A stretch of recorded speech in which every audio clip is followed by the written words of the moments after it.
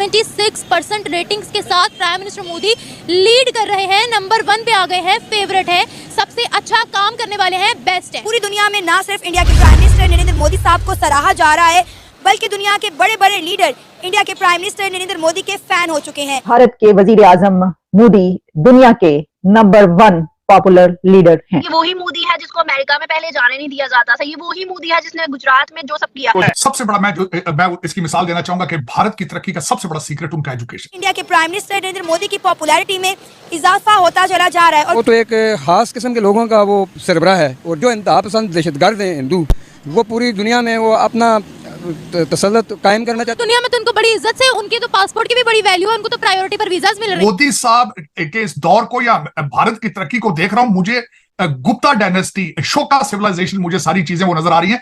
जब कभी भारत इस पूरी दुनिया की बहुत बड़ी सिविलाइज नेशन थी, जो यूनाइटेड इंडिया था। इटालियन पीएम जो है हमारी, उनकी जनाब जॉर्जिया मेलोनी, उन्होंने पोजीशन हासिल की है 41% approval rating. Yes, he is the right prime minister at the right time, क्योंकि जो सर्कमस्टांस है right now, China as a global power emerge हो रहा है, और यूएस चाइना को एनकाउंटर करने के लिए ऑब्वियसली इंडिया को प्रमोट करे कि वो ऐसा एलाय बन जाए यूएस के साथ, ताकि चाइना की जो डोमिनेंस है ग्लोबल लेवल पे वो कम हो सके। कोई अगर रोजे और रमजान में मुझसे पूछ ले कि तुम्हारे लिए राष्ट्र पहले है या इस्लाम पहले है, तो मैं कहूंगी कि मेरे लिए राष्ट्र पहले है, इस्लाम मेरे लिए बाद में है। बाकी दुनिया ने अगर उनको इतनी रेटिंग दी है तो वो बेहतर उनको लगा है तो ही रेटिंग दी है ना।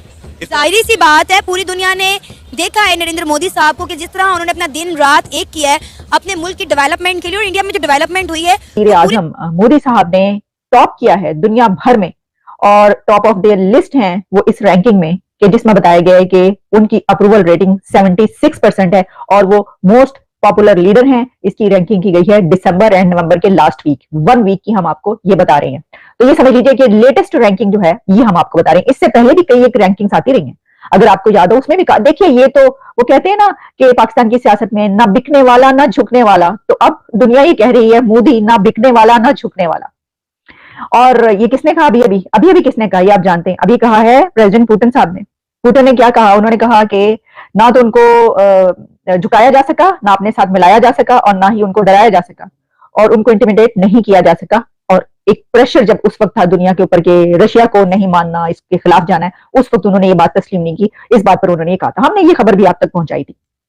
तो अब ये बात जो मैं कह रही हूँ कि ना झुकने वाला ना बिकने वाला है जी, वो जो हम पहले भी कहते रहे हैं कि जालिमा मोदी आ रहा है, तो जालिमा मोदी एक मर्तबा फिर दुनिया भर के लीडर्स को बीट करके सबसे ऊपर आ गया। मोदी साहब की पॉपुलैरिटी की वजूहात क्या है, और मैंने उसमें कोई भी ऐसी चीज जो है जिसको एग्जैजुरेट नहीं किया था, बिल्कुल हकीकत में सारी चीजें बताई थी कि किस तरीके से पिछले 2 साल से वो मुसलसल ना सिर्फ भारत को, भारतीय करेंसी को, भारत की इकोनॉमी को, भारतीय डायस्पोरा को किस तरीके से वो प्रमोट कर रहे हैं, और वो इसमें कितने कामयाब हैं। मैं यहाँ ये जरूर बताना चाहूंगा कि मुझे ये बताना चाहूंगा लाजमी कि मोदी साहब के इस दौर को या भारत की तरक्की को देख रहा हूं, मुझे गुप्ता डायनेस्टी, अशोका सिविलाइजेशन, मुझे सारी चीजें वो नजर आ रही हैं। जब कभी भारत इस पूरी दुनिया की बहुत बड़ी सिविलाइज नेशन थी, जो यूनाइटेड इंडिया था, जिस तरीके से मैंने आपको बताया था कि मैं मुसलसल रिसर्च कर रहा हूं टेक्सला यूनिवर्सिटी पर, चनकिया आचार्य के ऊपर इनके साथ, और मैं बुक पढ़ रहा हूं अर्थशास्त्र। तो मैं इसमें कोई शक नहीं है कि वो दौर दोबारा आने वाला है जब Bharat will be the sole super power. लेकिन इसमें मोदी साहब जैसे लीडर का होना बहुत जरूरी है। इससे पहले जो कोलिजन गवर्नमेंट्स बनती थी, मखलूत गवर्नमेंट्स बनती थी, मुख्तलिफ किस्म की पार्टियां मिलकर गवर्नमेंट बनाती थी, वो अचीव कुछ नहीं कर पाती थी। तो इस वक्त सबसे ज्यादा मैं समझता हूं भारत की तरक्की का सीक्रेट मोदी साहब की लीडरशिप है, उनकी डिटर्मिनेशन है, उनकी डेडिकेशन फॉर इंडिया। लेकिन जो हाईएस्ट डिसअप्रूवल रैंकिंग है वो है प्राइम मिनिस्टर जस्टिन ट्रूडो की। ट्रूडो साहब जो हैं, वो जो कुछ हो रहा है पिछले कुछ दिनों से, उसमें उसकी बिना पर या उसकी वजह से क्या है कि वो काफी नीचे आ चुकी हैं, और दी हाईएस्ट डिसअप्रूवल रेटिंग्स इसमें आई हैं जस्टिन ट्रूडो की। 26% जो है वो प्राइम मिनिस्टर नरेंद्र मोदी की रैंकिंग है।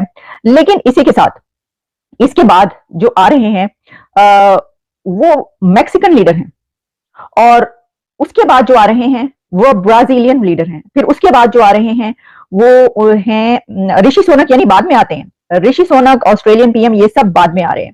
और इसीलिए मैंने कहा कि कुछ लीडर्स जो हैं ये कह रहे होंगे कि हैं हमारी जो है इतनी कम रेटिंग है, ये क्या हो गया हमारे साथ। लेकिन ये बात जो है ये सही है कि जो उन्होंने किया उसके मुताबिक वो बता रहे हैं।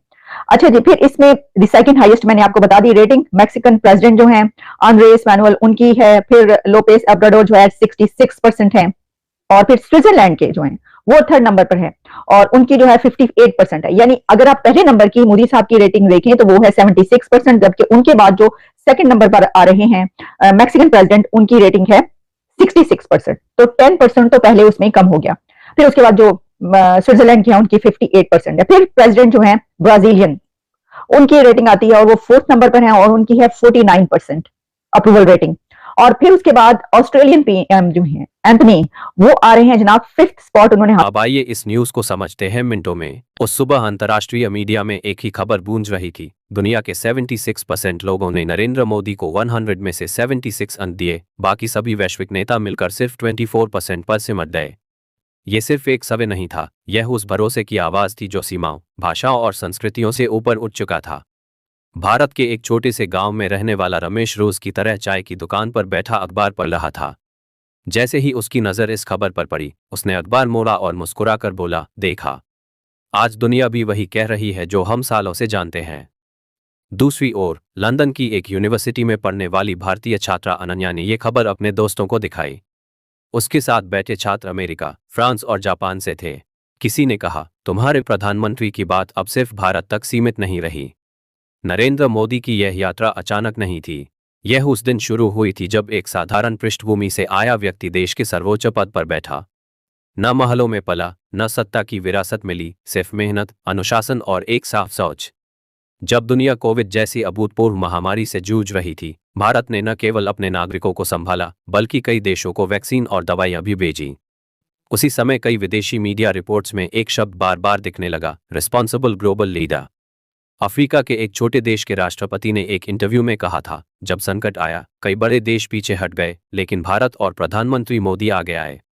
यही वजह थी कि जब वैश्विक लोकप्रियता का सर्वे हुआ तो तस्वीर साफ थी। 76% लोगों ने मोदी को समर्थन दिया। ये समर्थन किसी प्रचार से नहीं बल्कि फैसलों से आया था। पेरिस में रहने वाला जूलियन, जो राजनीति में खास दिलचस्पी नहीं रखता था, उसने सोशल मीडिया पर लिखा, मैं भारतीय नहीं हूं, लेकिन मुझे लगता है मोदी एक ऐसे नेता हैं जो अपने देश की पहचान को मजबूती से दुनिया के सामने रखते हैं। बाकी नेता वो 24% में बढ़ गए, क्योंकि कई देश आज भी अस्थिर नेतृत्व, अंदरूनी कलह और दिशाहीन नीतियों से जूझ रहे हैं। लोग अब भाषण नहीं, परिणाम चाहते हैं।